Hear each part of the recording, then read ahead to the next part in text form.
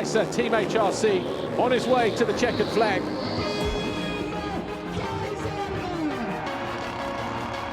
Vialle charges down the inside, takes the front end away from Langenfelder. Watch, nowhere to go, absolutely seat-backs himself. He is alongside Adama. We have a new leader on lap 10. Dwarf to the outside, who responds! And he goes down! He tried to fight back. We may still see Adama on the podium.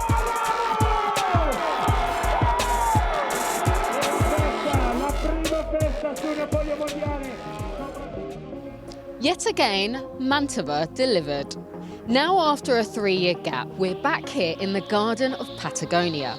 The scenery is stunning and track always a pleasure for the riders and the fans that flock to the circuit. In MXGP, Tim Gajser, who has tasted victory here twice before, will be hoping to make it a hat-trick of GP wins to start the season. While the chasing pack know they have to cut out the mistakes if they want to beat the 4-time world champion to the top step of the podium. Jago Hitz has taken possession of the red plate in MX2 and has the advantage of having ridden here before. But Simon Langenfelder and the Teen Wolf are hot on his heels. Tom Vialle will also hope to bounce back in style at the scene of his MX2 debut 3 years ago. The scene is set. This is the MXGP of Patagonia, Argentina.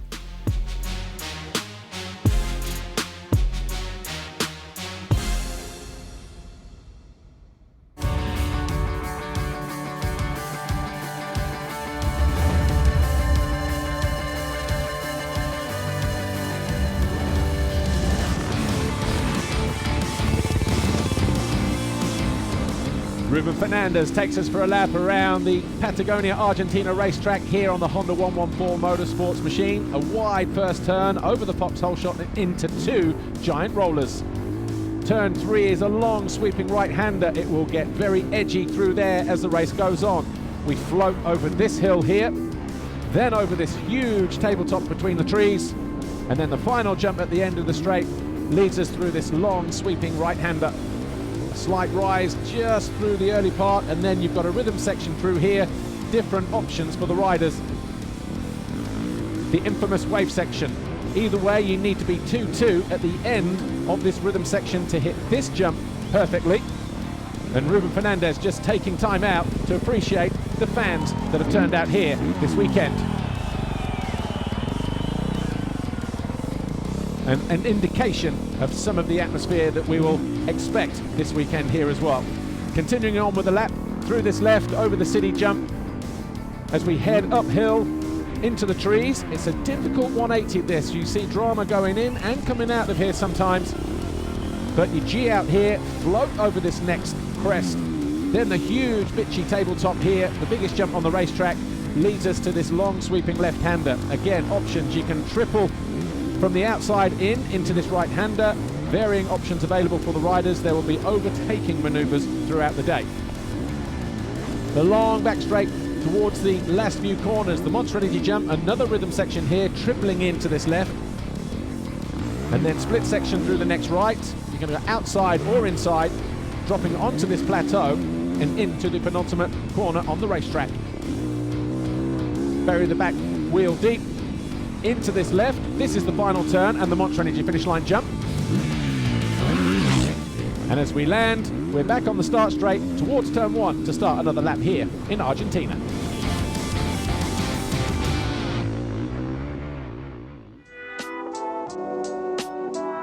Before my first race 3 years ago, I felt a little bit nervous actually. It was nice to come here, first GP in Argentina for me. I had never raced before GP. First hot shot is so special, I think was nice, especially and that time Jorge was really good on the start, so it was nice to start in front of him. Now we are 3 years later and I didn't believe like to be even champion, world champion one day. It's a dream, of course, when I was a kid, but it was nice to achieve that. 3 years later, I like the track, so I want to, of course, if I can win this weekend, will be nice.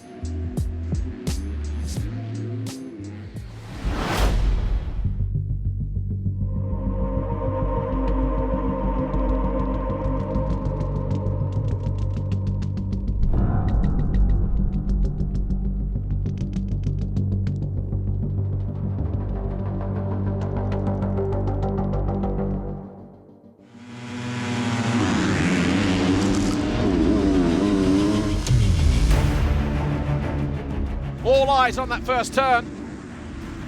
Vialle with the foxhole shot. And it's Vialle who emerges in turn 2 ahead of everybody else. And Geerts second, De Wolf third. Fans on their feet as the riders go through.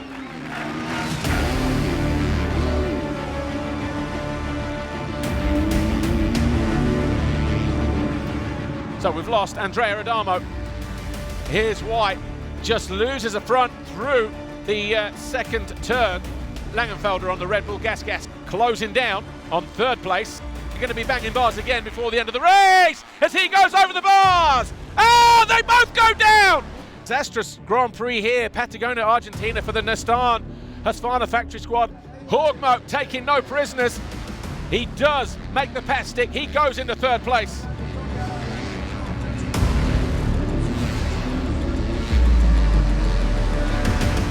So Guadagnini finds his way past Muse. Harrop goes the long way round this time around. Somehow he needs to get back across to the left, and he does. That's the shortest route through those waves. 3 riders all of a sudden, and Gifting makes a mistake. Guadagnini goes through into fourth. This time he does cut to the inside. He went the long way round last time around. And he does sneak up the inside. Can he hold the advantage though? Yes, he does. All of a sudden, Harrop now into 5th place. Jago Geerts is going back after the race leader.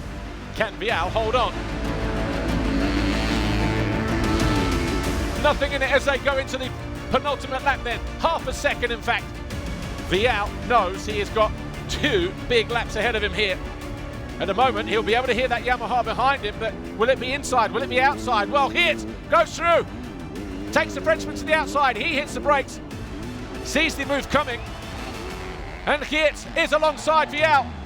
He will try to squeeze the Belgian to the inside. That's exactly what he does. Side by side, fans on their feet. Geerts tries to squeeze Vialle, and he does. Who responds immediately? But the Belgian leads on lap 19.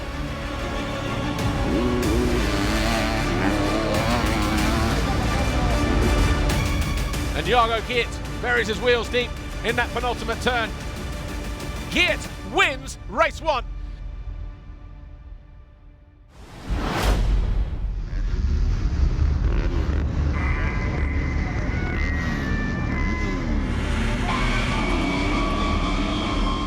Going into that first turn, is everybody through safely? Yes, they are. And it's Vialle with the foxhole shot, number 4 for the season and the second time today. Facchetti, yeah! Facchetti, he was right there. Oh, we've got medical flags here from Facchetti. Because we've only completed 1 lap, it'll be a full restart and a full race distance as well.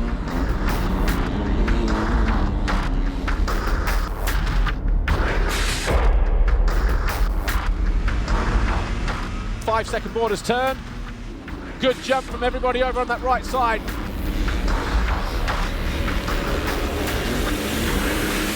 Who goes around the outside? I think it was Langenfelder it was, who grabbed the foxhole shot then. This time, Jago Geerts right there in 2nd position. Vialle 3rd as they head over the first hill.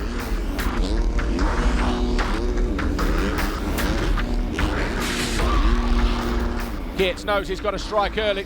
Doesn't want to deal with the threat. This is what he did to Vialle in race 1. Vialle cut back on that occasion. Langenfelder not able to do the same though. Geerts leads on lap 2. Vialle, he'll try and out-drag the German down the pit straight. Has to cut back to the inside. He'll now switch it back. Oh, he decides last minute to go around the outside, and it paid off. Perfect racecraft that from the 28. Vialle moves into 2nd.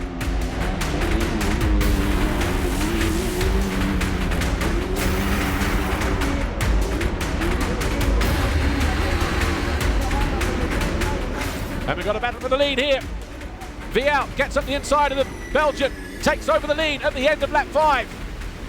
It's Vialle, the fastest rider on track that time around and the fastest lap of the race.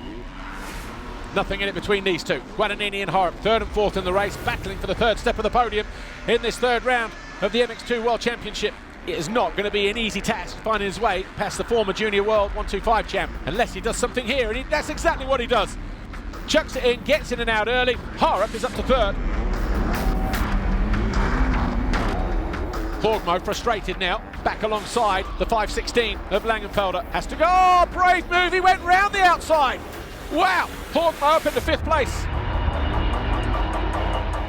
And Tom Vialle will win the Patagonia-Argentina Grand Prix. That is a big win and a big boost in confidence for the Frenchman.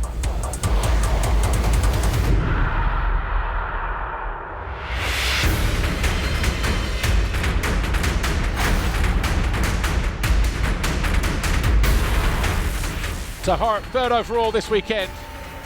His 2nd career podium in MX2. 2nd overall, Jago Kietz, a winner in race 1, 2nd in race 2, shares the same points as the eventual winner. Red Bull KTM Factory Racing, Tom Vialle, his 15th Grand Prix victory. He does it here, Patagonia.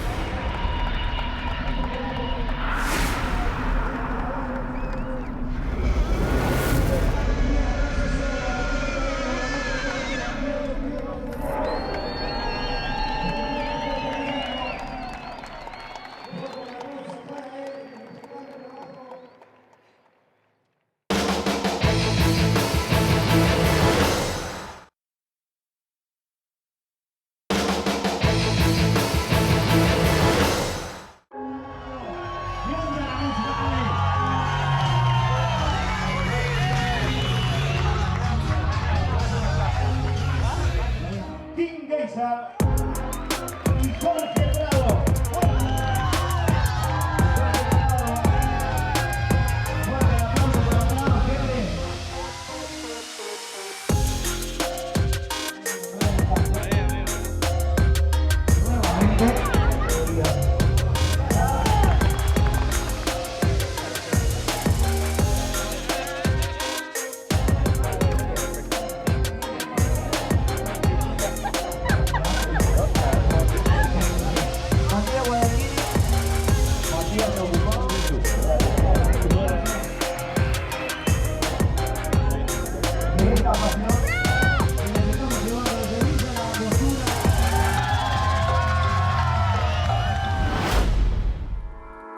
So I've just arrived at this incredible hotel in Patagonia. Now, as well as admiring some of the amazing views it has, I'm going to catch up with the guys from the Standing Construct Husqvarna factory racing team.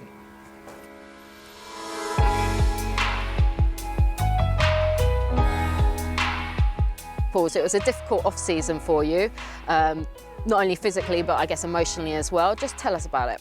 Yeah, for sure, like the off-season wasn't the greatest. I think the last 2 months mentally has been the toughest for a long time. We had a few fights with my girlfriend because I was quite annoying, because I was just at home sitting and crying that I cannot ride, you know, and I cannot do proper training. Well, we saw you in Mantova. I spoke to you before the first race and you told me you had no expectations. Did you have some expectations? That race was really that I just want to get through it, just improve with the riding again. Unfortunately, the wound came open in the first moto and couldn't ride the second moto. The season is long, but anyway, you just want to be there. It's like I'm a racer and I want to be at the races and perform at my best, and when you cannot do that, it's really tough. Absolutely. Well, we're here in Argentina. It's another weekend. Give us an update on your hand, because we've had a weekend off, and how are you feeling coming into this round? The biggest problem at the moment is just I'm missing the riding time, but I'm feeling good, you know. I'm happy to be here. I'm happy to be at the races and just go out there and have some fun. You know, this is one of my favorite tracks, one of my favorite places, so I'm just happy to be here. You won here in the MX2 days as well, so fond memories coming back. I've had some good memories here, some GP wins. I had my second podium also in MX2. This track and this place brings good memories, so I think that also brings, like, let's say, extra motivation. So Brian, it's like your second year in the team. How's it going? Are you feeling more settled? You had a great result in Mantova. Were you expecting that? That first race I was fourth, like most of the race, but then I was riding so stiff, and then on the end of the race I had to give some places. But the second moto I was again in that place, even in the third place, and then I could hold on, you know. For the mind and everything, this is very good. You know, after the result in Mantova, looking at your results, it has been a long journey, hasn't it? It's been a really hard time, yeah. In 2020 I got a little bit, you know, better and better every time, and I felt, yeah, comfortable again. Now, you know, you see I'm coming back slowly, and but yeah, I still believe I can be in that place, and I showed it. You're going to be a dad. It's going to change everything for you. How are you going to manage it all with your career and also the timing of it? When is the baby due and what if you're away at a race? Normally it's 7th of July and we come back from Indonesia 4th. When it's earlier, then I have a problem. But we already spoke about this, you know, and yeah, we agreed when I'm good in the standings, I have to do my job. In the sport, to take care of your family is with good results.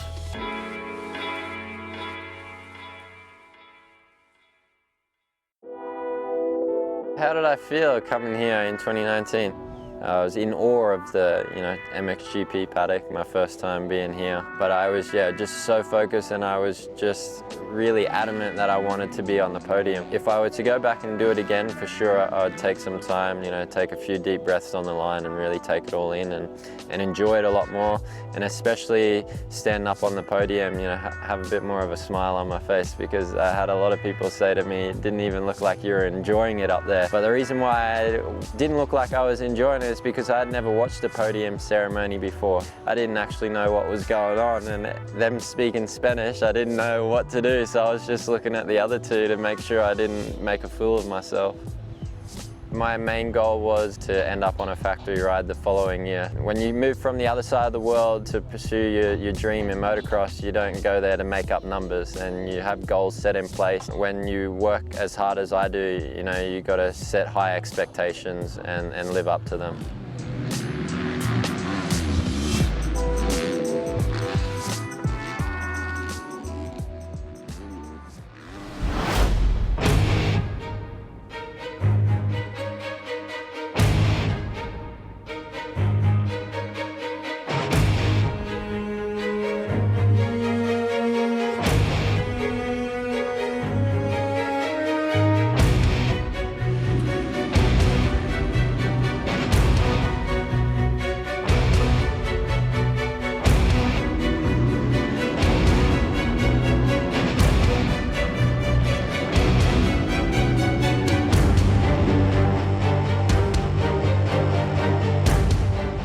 Fernandez, so a toss-up between Fernandez and Renault, but it's going to be, well, I tell you what, if Fernandez leads down the rhythm section here for the first time, as Jonas looks to go through, the crowd are going to erupt.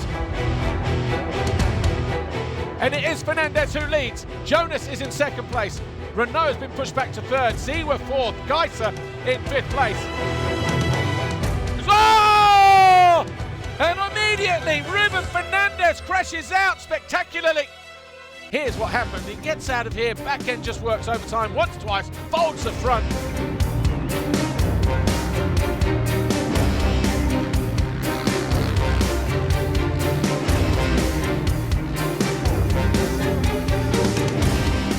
Jonas leads then.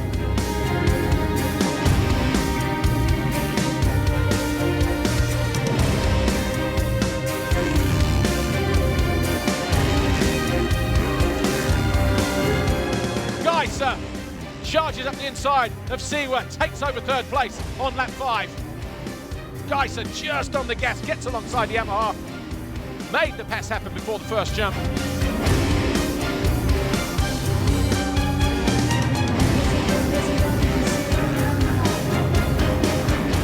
But Koldenhoff trying to find his way past, and he does. So the Hoff surges past the German. This was Van Hoorbeek nipping up the inside of Jacoby as well, who got just shoved wide off the track, loses another position in quick succession. Jacoby. And Jonas has gone down. There was a rider down. I wasn't sure if it was Jonas. Just out of control there, coming out of the turn. Back end looked like it took off on him and swung around to the left. 11 race wins in MX2, yet to find that first one in MXGP. Will that be the thing that just unlocks this championship even more so for Maxime Renault, who currently sits third in points at the moment? Second, if you take into consideration where he is right now, whose nerves will remain in check on this final lap?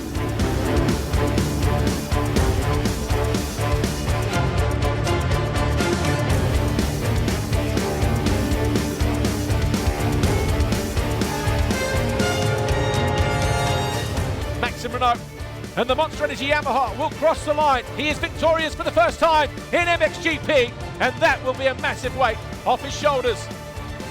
Gajser hangs on for second. Good race, boys. Good race.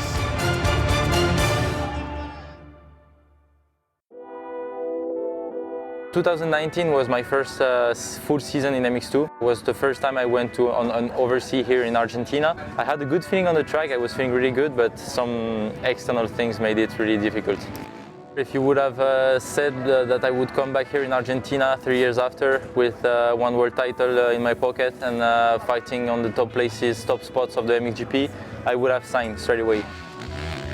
I'm really happy about the progress, about how we built from there. I'm really happy about what we achieved on those last years, and it makes me really proud.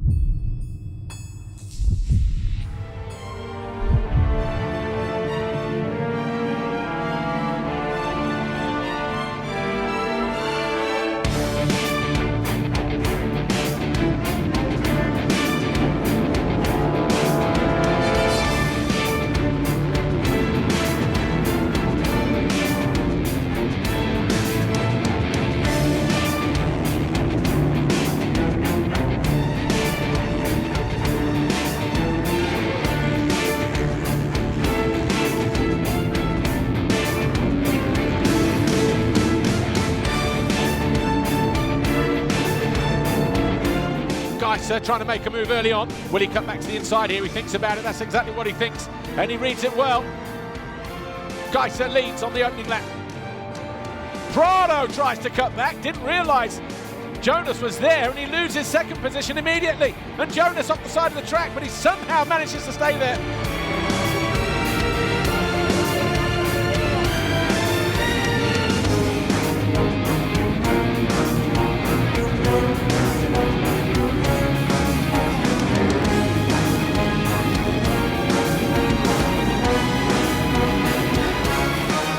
Fernandez needs to be mindful of Renault, who cuts beautifully to the inside, takes fourth away from the Spaniard, or does he? Yes, he does.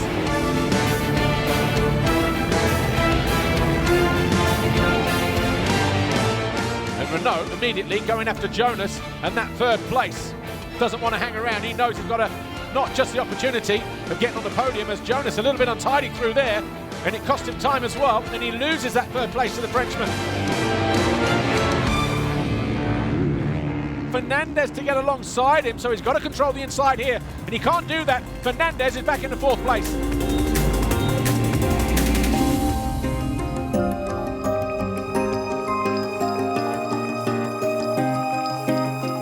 In fourth place in the race, doing his best to keep the standing construct rider behind him, but to no avail. And Jonas is back in fourth place.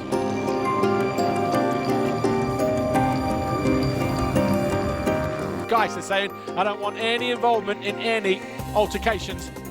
All I want to do my job, win the race, stand on the top step of the podium, hear my national anthem, and then do one. Get back to Europe, focus on Portugal. The Spaniard who goes to the outside and then loses a position here. Well, he tried to defend there. He tried to outsmart Renault by going, you know what, I can hear you on the left. I'm going to cut you off on the left. Guess what? Renault went to the inside and outsmarted him. Moves into second place. But Jonas got his hands full here of Ruben Fernandez though. Cuts back to the inside. Big handful of gas. Side by side, the 41 and the 70. Jonas squeezes him to the inside. He's going to have to go defensive here. That's exactly what he does. But the two riders bang bars on the way out. Fernandez terminates Jonas. And Tim Gajser, already with 162 top 3 race finishes, will make it 163. But more importantly, his 90th Grand Prix podium, his 36th as a winner, and his 70th race victory. Maxime Renault over the line second.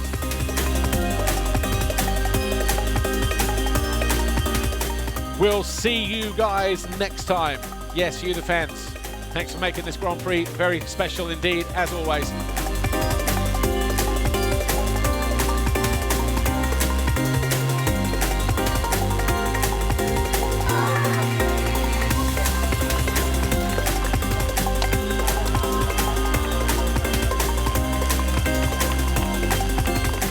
Gajser continues to lead the championship by 17 points as we head to round 4.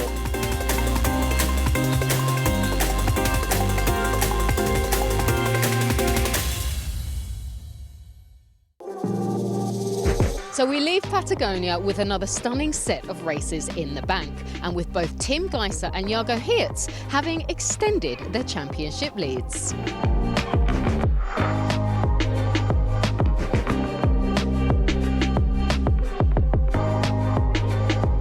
It's now time for the long flight home, and we'll see you in 2 weeks' time for the MXGP of Portugal. Adios, amigos.